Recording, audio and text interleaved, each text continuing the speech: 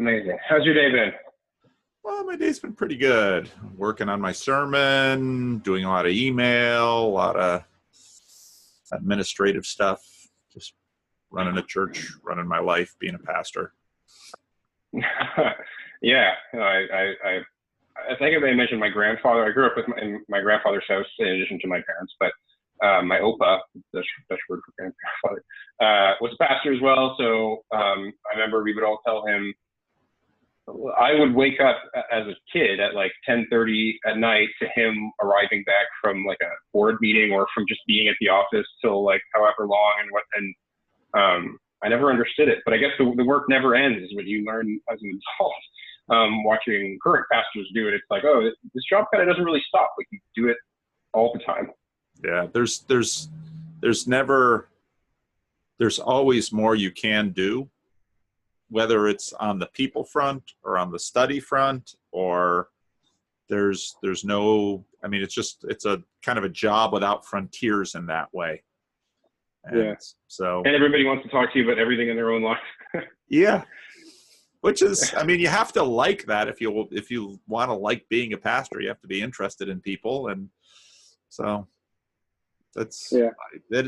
I didn't necessarily grow up thinking I would do this work, but once I started doing it, I found I enjoyed it.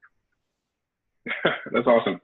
Yeah, sorry I was a little late. I thought my fault. I mismanaged my calendar and thought it was an hour earlier. And then I went back to my desk at work and a bunch of guys were watching the Kavanaugh hearing, which was happening today. I don't know if you caught any of that. No. So they're watching it and kind of, talking about it and stuff. And so I start, as a Canadian living in New York, I start talking to them about, whatever, just like my thoughts on the whole thing, like this whole Senate hearing. And it seems like as though all Senate hearings have become something of a performance. And, presumably they always were performances and everybody was always performing. But now you can see it live on TV for 6 straight hours or whatever. It becomes so transparent that they are performing, like the senators and the people looking to be confirmed. And it's obviously not just in this case, but in all sort of like political cases there. I mean, that is why I suppose politicians have the reputation that they do. But so I kind of mentioned like these lines of questioning that they're using are kind of hilarious. And anyways, we started talking about it and then I had to dip out to go catch the train. And I was like, oh, it's just enough time. And then the train was delayed to get home. But anyway, from home this time and not from work. But it was interesting because the thing that I wanted to chat about is kind of related to the conversation I just had with folks at work about the Kavanaugh thing. And listening to your recent, I'm in the middle of the last video you posted of kind of going in deep into the NT right thing. The reason I didn't finish it is because I was listening to it and then I was like, oh, I should see if the NT right things have been posted on YouTube, and they have. So I started listening to the first one, and then I was like, oh, I should finish Paul's video. Anyway, I haven't finished it yet, but I will by the end of the day. So anyway, so I've been listening to that, and obviously, I actually, one of the things that is a bit of a things that I admire you for is your ability to listen to the Peterson Harris debates multiple times. I can't get through them. Like, I'm amazed that you can do it. I had the first Vancouver one on, and I used to be able to get through the whole thing, like if any debate, even if it got into the mud and it wasn't going anywhere. Like the Monk debates happen in Toronto frequently, and I used to go when I was living there and all that, and I really liked it. But something about this debate specifically, I think it's because of so you, in this video talking about natural deism or natural theism, that's a frame that you're putting around the debate. That's a frame that has been put around debate by many people, as you mentioned, and since the 1700s or whatever, this has kind of been a way of understanding the idea of progressive ideology versus not necessarily traditionalist, but traditional Orthodox Christianity, which is, I would say, distinct from traditionalists because traditionalists just kind of want to hold on to what they have as opposed to wanting to reform it toward Orthodoxy, which is a bit of a different progressive tack. There's a whole other thing. But the point is that frame exists to sort of allow you to understand what's happening and why they keep getting stuck in the mud and why they keep not getting anywhere and why Sam Harris wants to destroy everything, but Peterson is trying to build. And once you acknowledge that frame, or once you helped me acknowledge that frame, it was like, oh man, this is so hard to listen to because it doesn't get anywhere. And Harris just keeps reiterating his hermeneutic. So you actually can't make progress in the conversation because what Harris believes he's doing is reasoning as a solemn individual who has the God of reason on his side, and the God of reason is speaking through him and looking at all of these facts abstractly and then going on from there.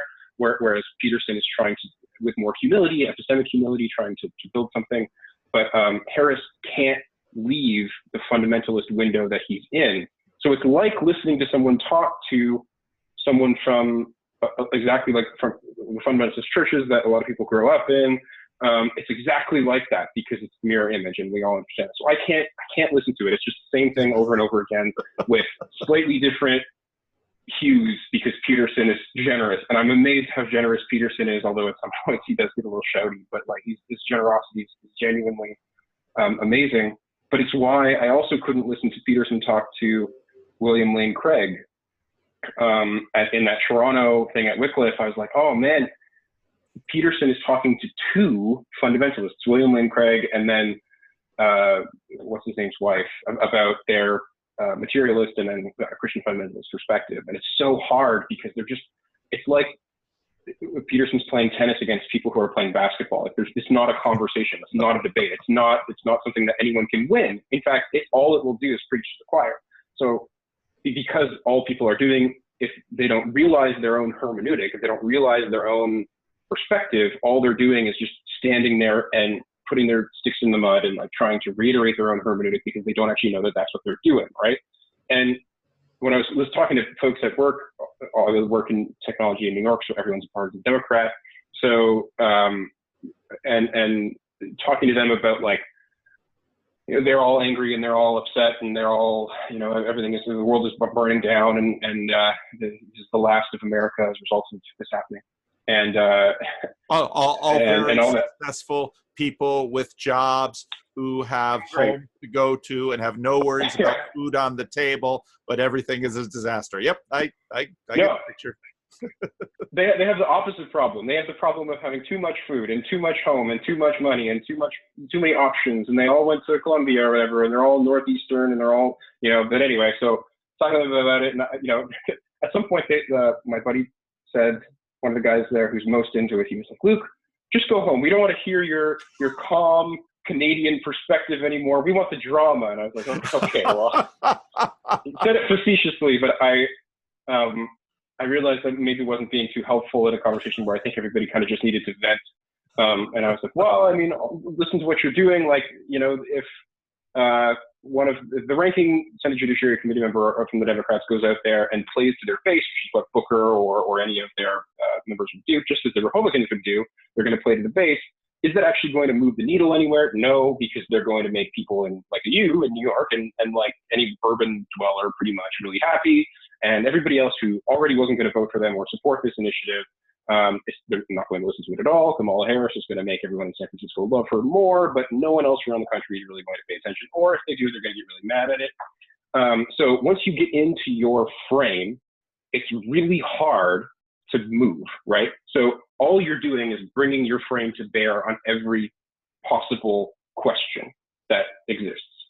So given all of that, that's what's happening in Sam Harris's debate, that's what's happening in these contemporary political and partisan debates. And I tweeted you yesterday about like Peterson's video critiquing his friend's Democratic propaganda video. I don't use propaganda. That's not, I'm not saying it's bad. I'm saying that's what it is, right? It's propaganda. That's talking right. about whether or not Friends with a guy who's working for the Democratic Party. So I didn't put that together. So thank you. Because I was trying to figure out why this random commentary on this Democratic campaign video. Now I see the connection. Okay, go on. I'm sorry. The comic book Hurwitz, right? Hurwitz was one of the guys. I recognized the name when he read it. And I was like, oh, see, I was confused too. Like, why are you doing this? And then it's his friend's video. Yeah. So that's why they'd listen, right? That's why they care about what he thinks, and that's why he did it. But anyway, so we were like, oh, well, now he's engaging in these very specific, broader political conversations about what rhetoric is acceptable and what's not acceptable. And it's much different from his initial political foray, which was about a very specific law. It wasn't this, sort of grand plan. So given all of this, and the first time we talked about like embodied Christianity. Once you've gotten to a point where you believe something, how do you do it? And it's really hard in our society to actually embody Christianity for many reasons. And that was actually the first reason I booked this call. Was I was like, I listened to you talk to that guy off state in Syracuse or something like that, who started going to an Orthodox church. Oh yeah, Adam. Oh, and people asked me to show the carving, so there's Adam's carving that he sent me. Someone man, beautiful! Wow, carving. So that's really cool. You got a little lobster and a little snake eating himself there. So cool. And then that is thank you. Beautiful. So no, it's really nice. Put it up here on my. Listening to you. Yeah. Okay. Good call. Now everyone can see it all the time. Now everybody can see. Yeah. So I'm listening to you talk to this guy, and I was like, wow, he did what we talked about the first time we talked about, which is he walked down the street in our parlance, which is to go online and find out where an Orthodox church is, and then call the guy. And the sentence that stuck out to me was this guy gave him a hug, like the Orthodox cleric or whatever they call priests, I suppose, went up and he gave him a hug. And I was like, wow, what a thing. And he talked about like sweeping the floors. He talked about going all the time for midweek services, and like sort of it's a commitment of it's a way of life, as people like to call non-Western religion a way of life. The Eastern religion in that sense is a way of life. You participate all the time. And that would help you in some sense join, even if it was a small community, it would help you join it. It would be restrictive to some, like we talked about, because then there are all these rules and it would eliminate some people. But in some sense, for many people, it would also be very helpful. But I suppose you don't just want to attract the people for whom it's helpful. You like every need of that and all that stuff. But yeah, so that story was about someone who had a frame moving into a different frame, right? And that's actually really, really hard, as you can tell the more and more you listen to all these people talk, and more you watch these videos. And I'm sure I'm not the first person to point this out, but listening to all of it, this is sort of the accumulation of it to me right now, in that Harris conversation with Peterson, or in Peterson's conversation more broadly, is like, okay, if all of that's granted, and Peterson seems to understand that, what is belief, right? Because it actually sounds incredibly postmodern at this point, because you're admitting that your intuitions define your belief. And in fact, Wright admits this in his lectures. He points it out, that these French philosophers say they have sociological reasons to not want it to be true. So they praise it, right? They're running downhill toward the rejection of Christianity, Protestant and Catholic alike. So it's really like your epistemology is actually, your stated epistemology is a representation of something that you were already probably going to do based on the intuitions and the thrownness of you into the world in which you live, and you bear all of these preconceived notions, I think, into the world, and that's kind of all you're doing constantly. Even once you've realized that that's who you are, it's almost impossible for two people to talk to one another, because they do, like the postmodernists say, just constantly function in their own claimed God of reason, right? They constantly are running that same script over and over and over again. So it's not really like Peterson talks about, like the free speech thing, as though we're going to resolve all these issues.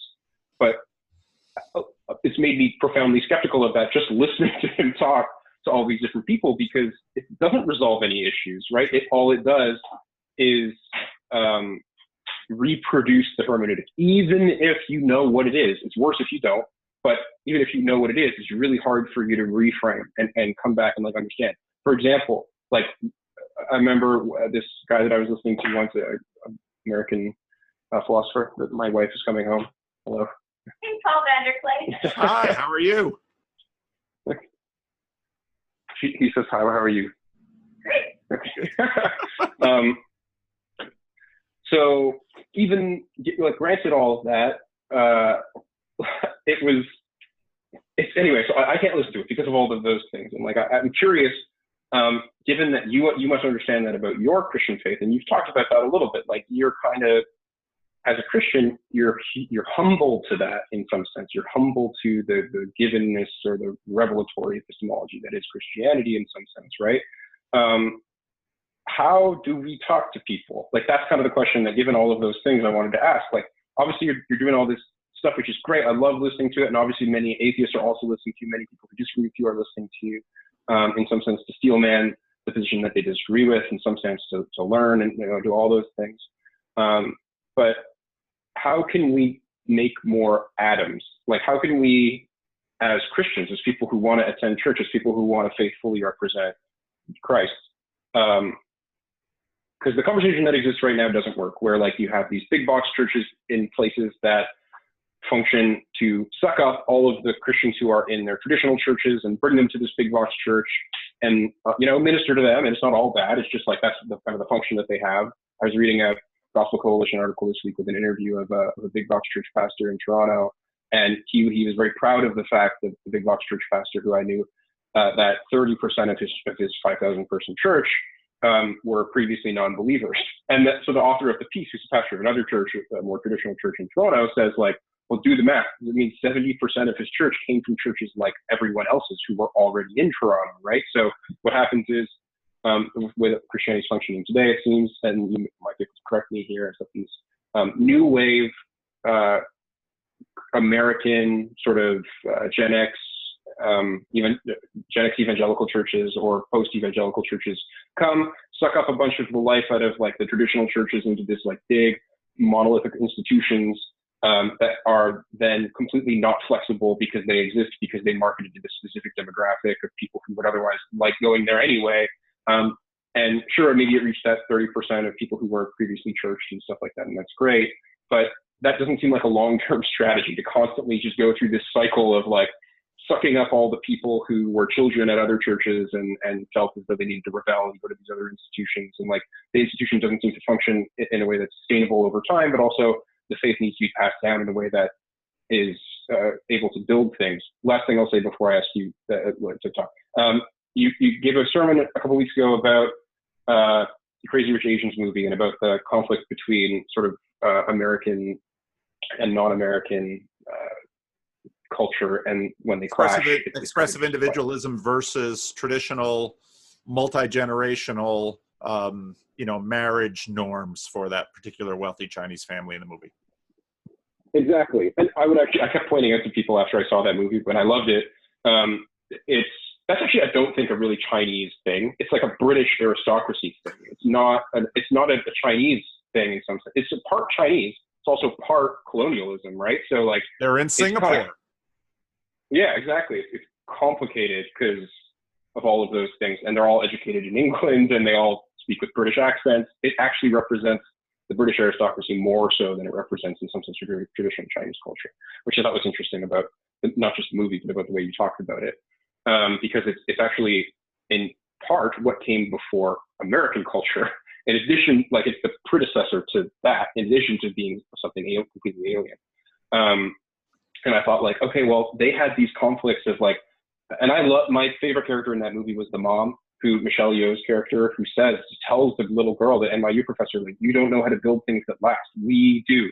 And she's right. She's completely right. Like Americans, I don't think know how to build things that last, especially in our contemporary world. Like being a Canadian deserving America, and obviously it's not that big a difference between Canada and America. It's like, oh wow, yeah, this expressive individualism thing is like extremely corrosive to all institutions that exist ever. Like there's no institution that will supersede this and build for the future, because everyone like is impulsively going to reject their given institutions. And unless they feel like they want to be there, or they themselves built them, or they themselves attend them because they want to and they elect to attend it, they're all going to collapse. So how do we build institutions, and how do we have conversations given the frame that we're in and the limitations of our frame to actually have a conversation with people that are meaningful? How do we? Well, we try. That's the first thing. But Dan Harris is trying, and Well, I love how you framed the church context, because that's obviously one that's of great interest to me. Well, and I think, I think Adam's story is delightful in the sense of Adam. One of the ironies, I was on a plane yesterday, and I sat next to a man who was born in Nazareth, and his father was a carpenter. And he lives in a suburb around Sacramento, and he works some kind of sales job. And so he's on that. I was flying Southwest from Sacramento to Burbank, and to show up for a church meeting. And so I sat next to him, and we got into a conversation, and we talked about these issues. He's of Middle Eastern descent. He's a Greek Orthodox Christian. He talked about his children and their values as compared to the values that he grew up in. And listening to him, I just, self-consciously listened to the layer that American culture put on him, but the foundation that he had his family was originally from Syria, and troubles in Syria. They moved then to Nazareth. And his uncle was a farmer. Troubles in Nazareth. They moved to the United States. What a wonderful country this is. It's so stable. He's so on and on and on and on. And just sitting there thinking about, we actually talked about the fact that when you grew up, now I grew up in the Christian Reformed Church. I didn't really grow up much within the bubble because of my father's ministry, and I was a little in the bubble and then a little in the Black community, which had its own bubbles. But so you have these bubbles of communities that are church, and then an immigrant group like the Christian Reformed church and school, and then you tend to marry in this. You have and that then offers possibility for communication, for community that endures and values that endure. To many from the outside, those values look arbitrary, but when you talk about reason, there's rationality within the bubble, because what rationality really is about consistency, and so you work that through. But we're living in a time when we are connected with so many different people who have been products of so many different bubbles, that the ability to have meaningful conversations with one another is so difficult, that I think your analysis of the Peterson Sam Harris conversations is excellent, in that Sam really has little or no interest in, you're right, he's a fundamentalist, and we know this because we see Christian versions of these,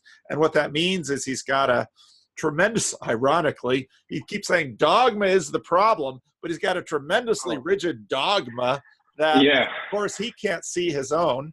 And according to some people who put comments in my video, I have this tremendously rigid dogma, and if I would only see the brilliance of secularism, or the brilliance of Carl Jung, or the brilliance of this group, or the brilliance of that group, then I would be okay. And of course, okay is equal to whatever it is that, whatever pole their little community, in the Jonathan Haidt sense, keeps circling around. So then what of the church? Well, part of the answer in America has been diversity, in that there is an astounding diversity of churches in North America. It's just an absolute astounding diversity of churches. And within those churches, there are astounding diversities of belief that may or may not match with the creedal alignment of that specific church. They come there for the music, or they like the way the preacher looks, or they go with their wife because their wife grew up in that church. I mean, it's just incredibly enormous. Well, then the question gets, well, so what? Why go to that? Is the church just another club? And then you have all of these Christian claims that come down into the middle of it, and the one thing Mark Knoll wrote a piece for BioLogos a few years ago to try to explain what happened. Mark Knoll is a historian, works at Notre Dame, goes actually to the Christian Reformed Church in South Bend. He's a graduate of Calvin College. Wrote a very interesting piece on BioLogos that talks about the experience of the frontier in America, where the immigrants leaving the eastern colonies, clutching the coastline, move into the West, leaving their European churches behind them. Well, then suddenly they need to look for a flagpole that they can circle around, and that flagpole becomes the Bible itself. And so now again, suddenly the Bible then functions in a different way than it did even for very conservative groups on the East Coast, because the Bible replaces confessions or creeds or church hierarchies that you'd have with the Roman Catholic Church with bishops and so on. So in a sense, you have a paper pope with the Bible. And that then, of course, feeds back and forth and changes. And you know, this sounds hopelessly complicated, which part of the reason, again, people tell jokes about my Calvinism, which I thoroughly enjoy, but part of the reason, in the midst of, I can see when I listen to Adam's story, and when you look at everything that, let's say, the Orthodox Church brings in terms of embodying through art, embodying through tradition, embodying through hierarchy, just an ongoing discipline of a community over centuries and centuries. There's a real power to that. Yet with all that kind of power, there are also limitations. And part of the reason I endure in my Calvinism is I look at this astounding diversity, and I look at it and I say, there can't be a human being that can sort this out. And so finally, I think what Calvinists do, and if you think about John Calvin's experience as a French refugee in Geneva, although his ideas about election were not new, they were pretty much the same views held by the Lutherans and the Catholics, but somehow they get elevated in the Calvinist tradition. And Calvinists, they huddled in Switzerland, they huddled in the Netherlands, and they took root in England in this context of incredible polarization and conflict and just bloody political religious conflict that happened as England swung back and forth.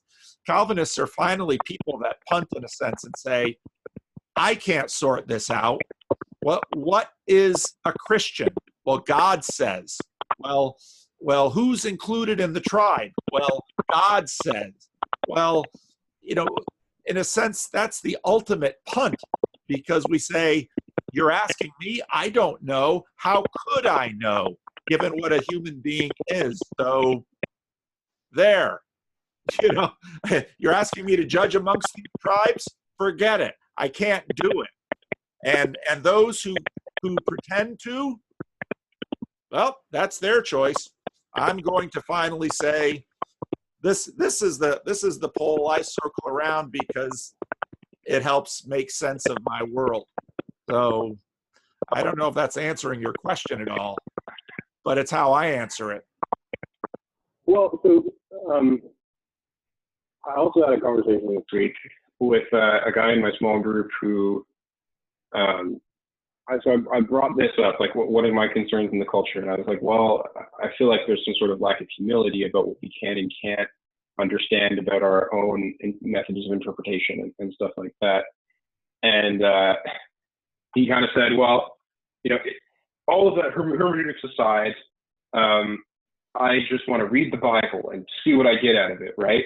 And I think my immediate, obviously, knee-jerk response to that is like, there's no such thing as hermeneutics decided just reading it, right? There's no such thing as a community that did that, even on the frontier.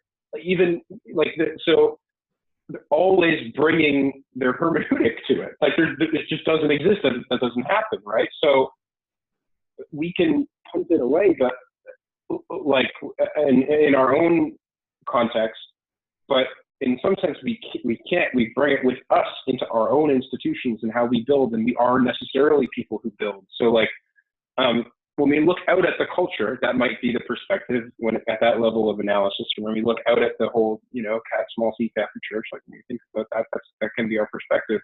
But when we actually have to, like, as communities, do it, it kind of can't be our perspective, because we have to, like, do something. We have to be somebody. And that seems like an unanswered question. And I agree with you that it's probably helpful for each individual institution to go do it themselves, and we don't want to have necessarily like somebody going and killing the Huguenots and all that stuff. But like, I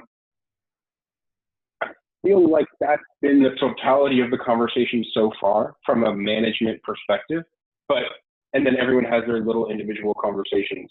But at some point that kind of breaks down, because I can't go to anyone else's church and talk to my fellow Christian, because we all come with this conflicting baggage, and like we all are fundamentally different. And I don't know if that's good, because now everybody, the methods of migration are so different from the way that they were before, when this was like that is an evolution of Christianity to meet a very specific colonial need, where people were, not pejoratively, people are colonizing everything, not necessarily pejoratively, right?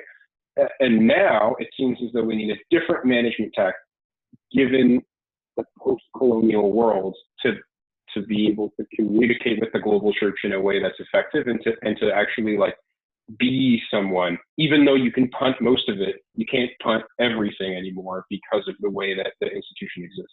Right. Now what happened? So Luther. So if we go back in church history and you look at Luther posts his 95 Theses on the Wittenberg door in Latin, because he is a young, smart, articulate professor of theology, and he wants to have this conversation about indulgences, and he wants to have this conversation about all the corruption he sees in the church. So he posts it, but it's his Jordan Peterson moment. And, Luther just swooshes through. I sometimes when I look at Peterson, I think about Martin Luther, because they both seem to have the temperamental trait that the more Luther just wanted to have an academic conversation. And when the students, it just kept rolling. And the more you pushed Luther, the pissier he got at the whole thing. And so then you see this polarization happen in the conversation. But Luther goes into this and says, you know what? What we really need is the Bible and reason. And if we have the Bible and reason together, we can, we can nail all this down. Now, Karlstadt is a friend of Luther, and he's right there. And Karlstadt is right there with Luther, and he's going and going and going. But the further this thing goes, the more Luther and Karlstadt move away from each other. And this is what happens. So the Roman Catholic position, you've got a structural hierarchy, that an institutional hierarchy that keeps everyone together. Luther now wants to have an abstract, ideas are going to keep us together, but very quickly this thing fractionates, and that just keeps going in Europe. And so then you get this next layer of confessionality, where people begin to say, okay, well, what do I believe? So Guido de Bray writes the Belgic Confession and tries to explain to Emperor Philip, please don't kill us, because we're Christians too, but these are some things we disagree with. Guido de Bray, he gets killed anyway. The Heidelberg Catechism, they take what's mostly Catholic belief, and they change a few things, and that then becomes a confession. And so these confessions then, so you've got the Bible underneath and the confessions in a layer above. And in a sense, the confessions are a way for people to say, all right, we've got a world of diversity out there, and there's a world of reading the Bible differently.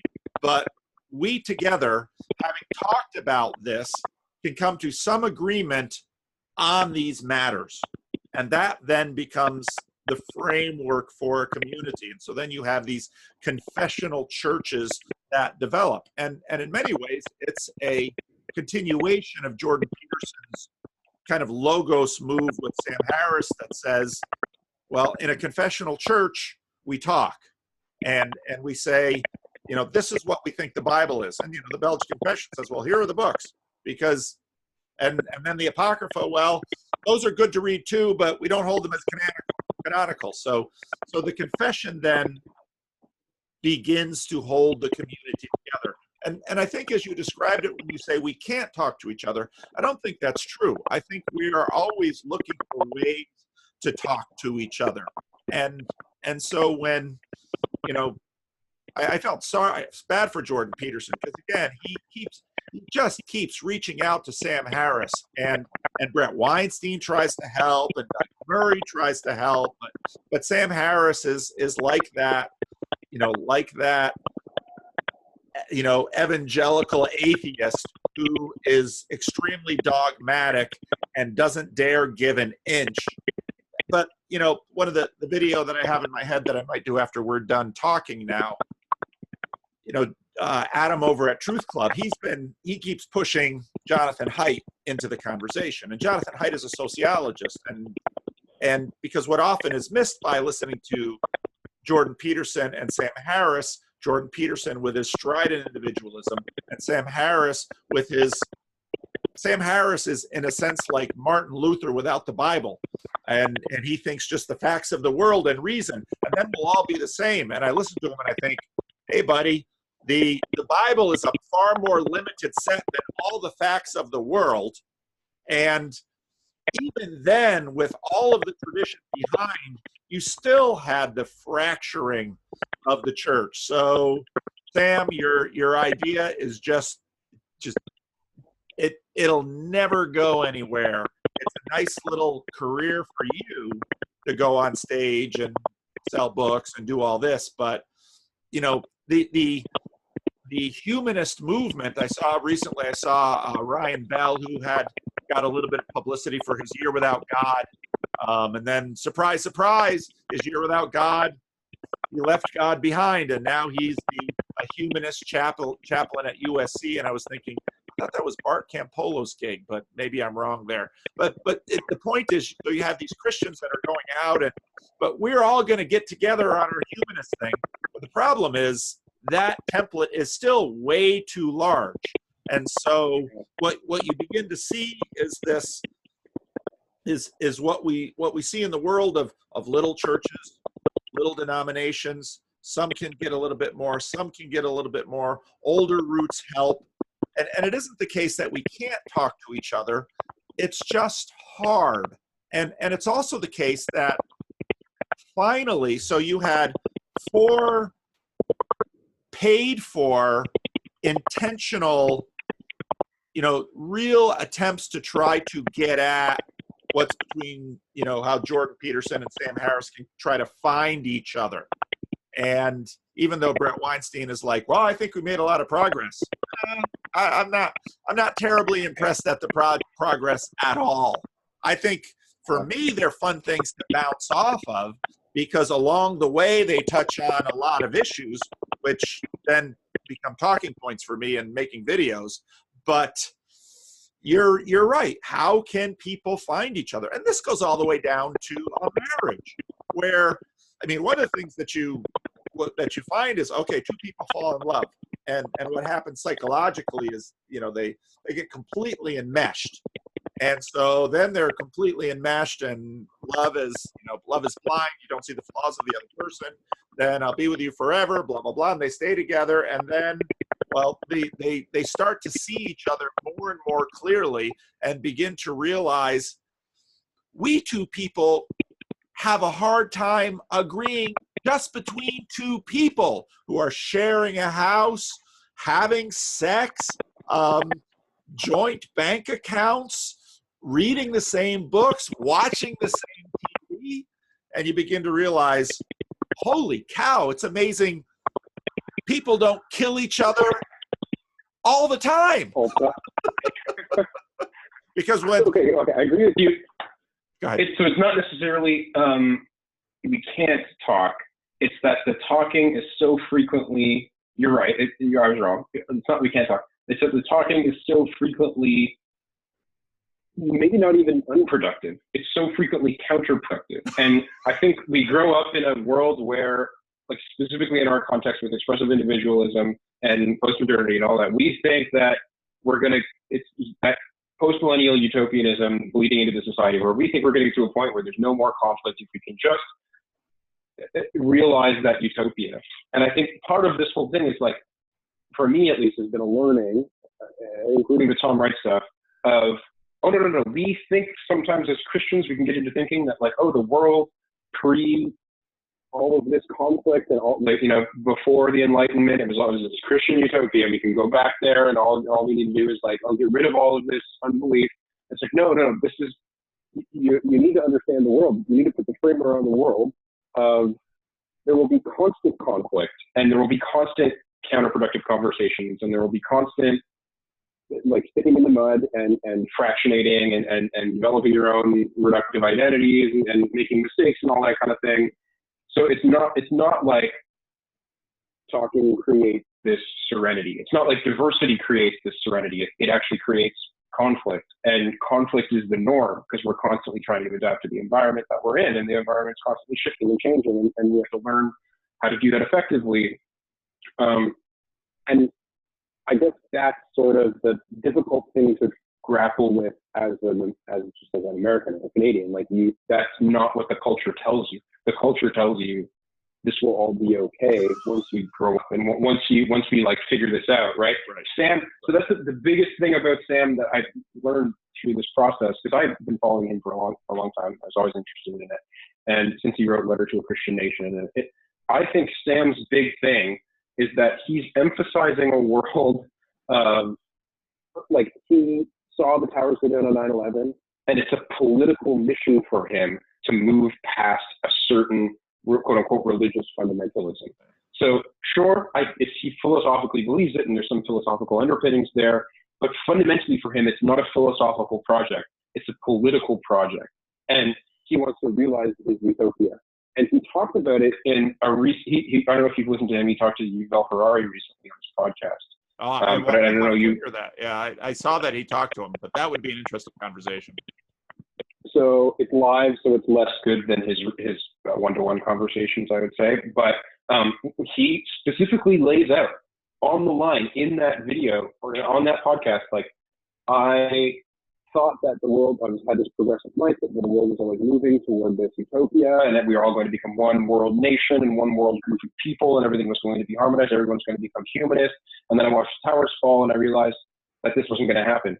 But my critique of that is, you didn't realize that it wasn't going to happen. You realized that what you needed to do in order to realize the eschaton, was fight the scourge of religion, and then it would happen. So it's not that it's not going to happen. You didn't realize that at all. You realized that you needed to fight this scourge to remove the cancer, to stop the tumor, and that's the project. So if you understand that as the framework, you'll always, even in the debate, you'll constantly bring it back to specific political motivations that he has, the world that he wants to realize here on earth, that are being interrupted by Christians and Muslims and all these people who he has all these quote unquote disagreements with. So it's really hard to talk to him because again, it's kind of basketball and stuff, right? So it's like, we can have conversations and we should try, and you know, Peterson's free speech ethic does work in some sense, but it's not.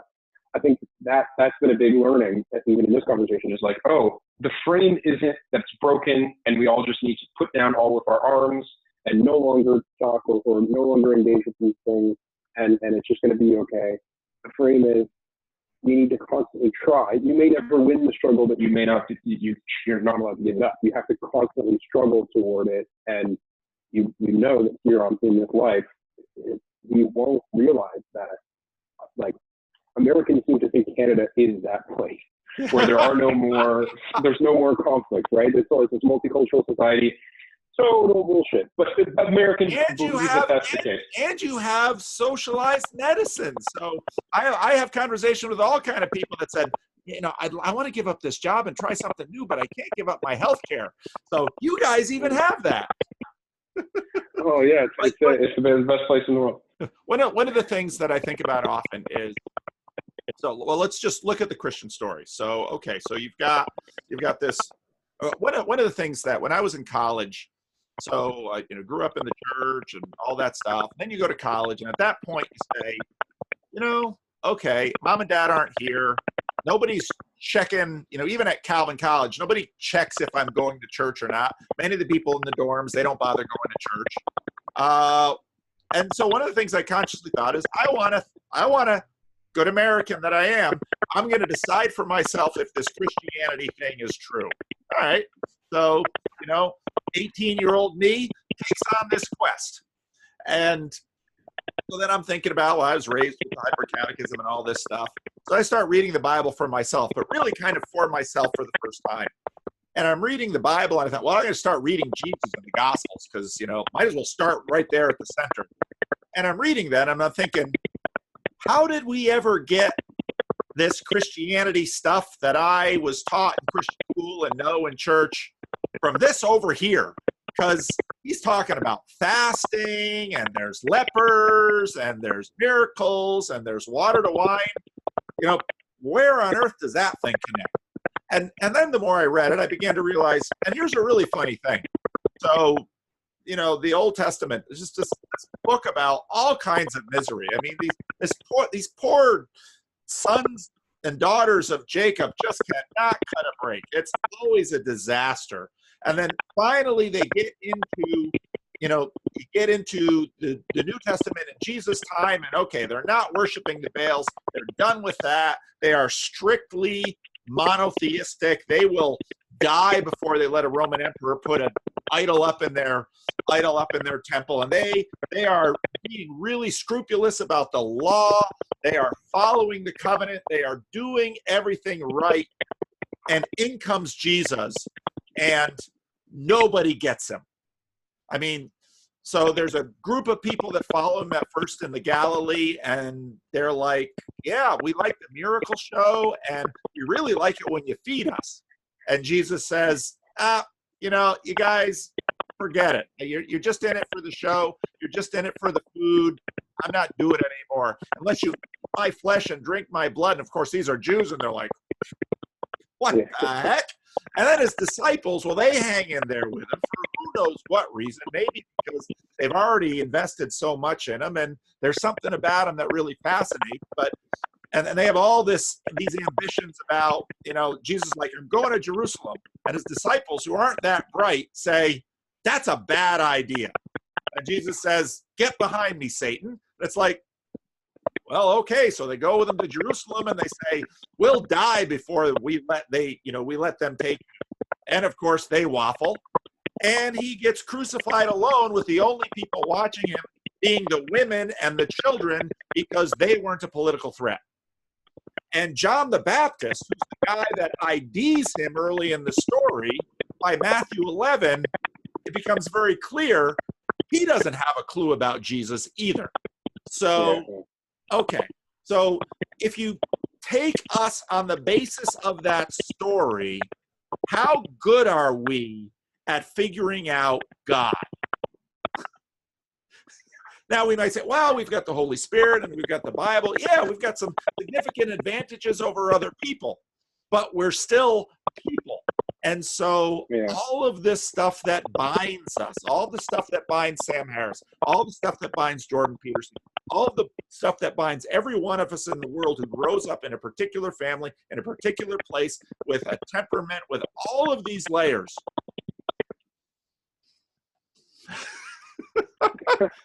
Again, I mean, and that's what's so funny to me about certainties of various kinds. Now, like you said before, you can't live without one.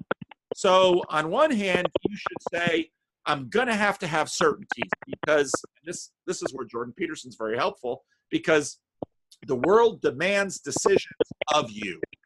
And I think, so I was having on Twitter today, I was talking about this anti-rivalry stuff, and I'd never heard that before, and Andrew Sweeney wrote that, and I thought, well, there's some really nice ideas in there about ego, but the more and I thought about it, I thought, yeah, but, anti-rivalry, that worked pretty good for Gandhi in India, because the British were pretty Christian, Yeah. And it worked for Martin Luther King Jr. in the Americas because America was they had some pretty deep Christian ethos. So this nonviolence stuff within the context of a representative democracy really helped move the needle. But Jewish nonviolence resistance to Hitler? Yeah, it didn't work too well. You're dealing with Adolf Hitler. And someone sent me a thing about Churchill being, well, Churchill and Hitler, there's still a gulf between them. So then you say, well, how on earth can we know anything about God? And then I say, via natural theology from this thing I just worked up. Well, I would say by the Holy Spirit. And well, maybe I got that answer from my Calvinist upbringing, but it seems like the best answer to me because we don't have one. And I come from a tradition that was as obsessively controlling about trying to make sure their children had faith.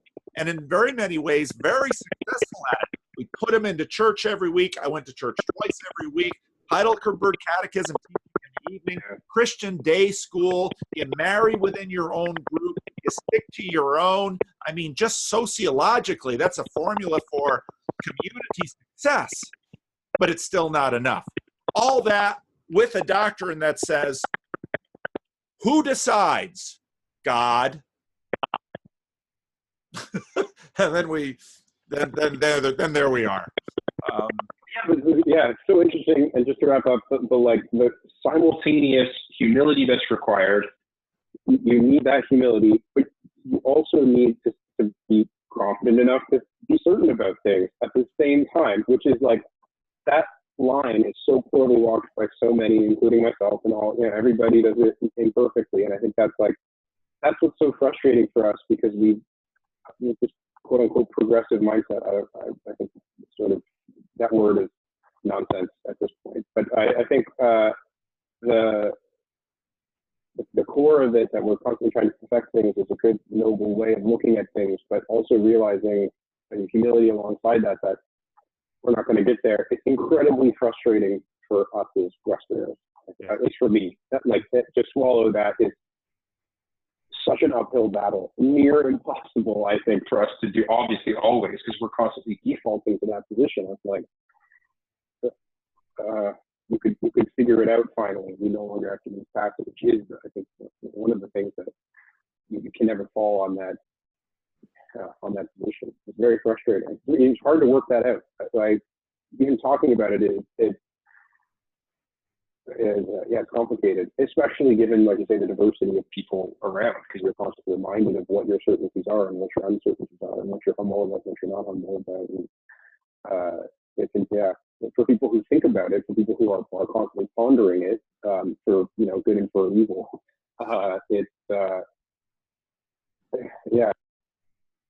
I'm always remember Christopher Hitchens said, he was quoting a rabbi, and he said in the documentary I watched, he said, as Rabbi Hillel once put it, you might never win the struggle, but you're never allowed to give it up. And I feel like that is something that I'm learning is like actually a useful way to conceive of these debates, to conceive of the issues as Christians, and to conceive of our conversations with people around us, and our own internal dialogue, not perfected. No, I think that's right. Anyway. You never, and the irony is then we keep, one of the movies I love is the Gene Wilder Willy Wonka movie. And that's a little morality play. And all of these children, including Charlie, which I think is was a great move. All these children, sell out short. And I think there's a little, it's kind of like, it's a little Pilgrim's Progress movie in a sense, because little morality play, because they drank from the chocolate river and they wanted the eggs from the goose, and on and on and on and on. And because they say, well, it's about the journey. Well, yeah, but journeys only have meaning if there's a destination. So you do have to have journey, and so you need certainty in things, and you might at the same time you have to say, but it's a lot of both and you Tim Keller often, would say something that would always strike me. You have to be, especially as a Calvinist, you have to be incredibly happy to be sad in the right way. And in a lot of ways, you have to be incredibly secure to be flexible in the right way. And that's, it's been very interesting doing my channel because I get a lot of email from people, and some email is, most of the email I get is positive because people are kind and they want to say nice things. And people who are negative will watch for a minute and say, I don't want to watch this guy, click and off to something else on YouTube. But every now and then there'll be a negative person that really wants to set me straight. And I always find that fun because those are very interesting emails. And it's just fascinating because, well, here are all the ways you are falling short. Okay, that's okay, and have a conversation about that. I don't want to talk to you. My favorite ones are, I used to have a guy who would do this. They walk in the room, they say their piece, and then they say, "Don't write me back." It's like, okay, you needed to get that off your chest. Well, there you go. I'm glad I could listen for you. Especially for you, because at least when you first started posting, you didn't advertise your email. You had to go Google for it. You had to look for your email address. I don't know if you do now put it down in the comments, but anybody who asks, have to go right. But even at the time, you said well, you can Google for it, but I'm not going to put it here. And then so I had to Google for it originally. So the point is, if you wanted to send you a grumpy message one-to-one, you'd have to be dedicated to it. Only listen to people who actually put the work in it. Yeah, that's right. If you really have a deep need to say something critical to me, well, there you go. I mean, it's kind of one of my favorite comments that I ever got was, in a video about, is Jordan Peterson a Christian? No, and you're probably not either. I loved it. It's and maybe I'm weird for liking that, and it doesn't bother me, but it's not dismissive. It's just how we are as people. We're a mess, and we can't talk to each other, but yet we're also glorious. And I grew up in Paterson, New Jersey, and my favorite thing as a kid was when we got a good snowstorm, which only every couple of years you'd get a really good one, and Paterson would kind of shut down because there's the city was not built for cars and things like that. But everyone would be out in the street shoveling out each other's cars, and just in that, snowstorms would do this amazing thing to the neighborhood, and everything would just be covered. All the dirtiness would be covered. The next day it'd be a sloppy mess. And this is the glory of human beings. How on one hand we can hardly talk to each other, and on the other hand we can do glorious things together. So. Well, good luck to all of us, I suppose. We can all use prayer. That's right. Well, I thought this was a great conversation. Would it be okay if I posted it? Yeah, definitely. Okay. Yeah, last time we talked quite a bit more about, personal things and perspectives, and so I didn't post that one because not everybody wants to be as transparent as me on YouTube, which, sometimes I sit here and I wonder, is this smart what I'm doing? Is this a good idea? Yes. As encouragement, please continue to do it. I watch everyone. I find them very edifying, and I really enjoy them. Please continue. Oh, good. Well, thanks for the conversation, and say thank you to your wife for sharing you with us, and have a good evening. And who knows, maybe some of your employees at work, maybe some of your coworkers at work will watch this too. Who knows? Yeah, well, maybe. We'll see. Have a good afternoon. Take care, Luke. Bye-bye.